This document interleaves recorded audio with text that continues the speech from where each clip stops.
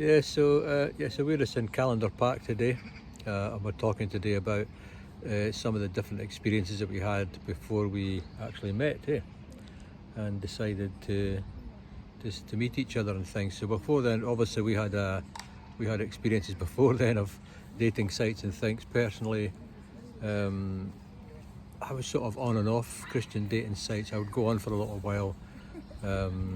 Things wouldn't amount to anything.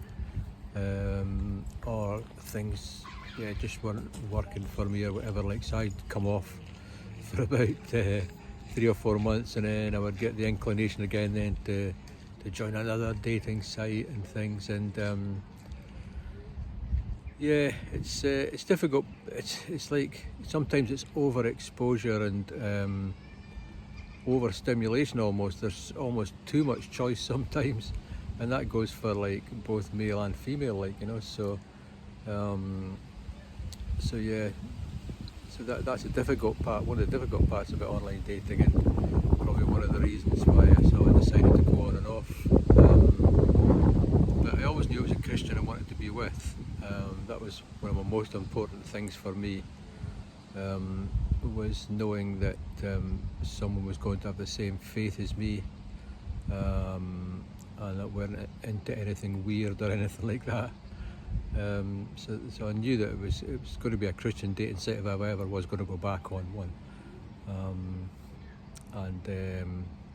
Even when I came on Christian Dating for free, that's the website that we met on, the Christian dating site that we met on, and even from there, I had a couple of experiences where it sort of like tempted me to almost come off again.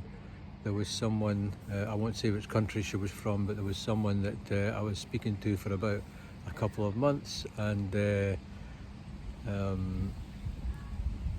hadn't given any help or anything like this, because obviously she was sort of struggling herself financially, but she never asked for any help. But there was one time when I offered just a very small amount, just to get some phone data, and then the next thing I know, my bank was getting in touch with me saying, "Are you sure you want to transfer this across?" And then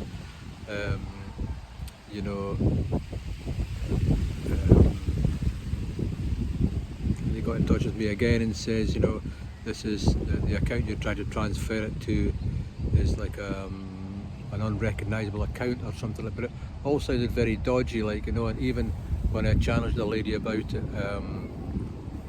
she the first thing she said was to apologise and say, "Oh, sorry about that, I didn't know that about my bank card," and things like this.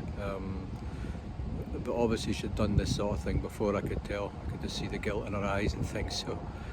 So there's that sort of thing went on. There was also there was someone that started talking far too early, about, I don't know, just about sexual connotations and things. And I mean, I'm just a full-blooded man, of course that's that could be a weakness sometimes, when you're a single man, if a woman is talking like that. But I decided definitely for this time I really didn't want to go down that road where sex had anything to do with the relationship before we actually got a chance to know each other. So that was like a red flag for me, and so that I don't know, I had to sort of rethink my profile. Maybe it was my profile that was given the wrong impression or something.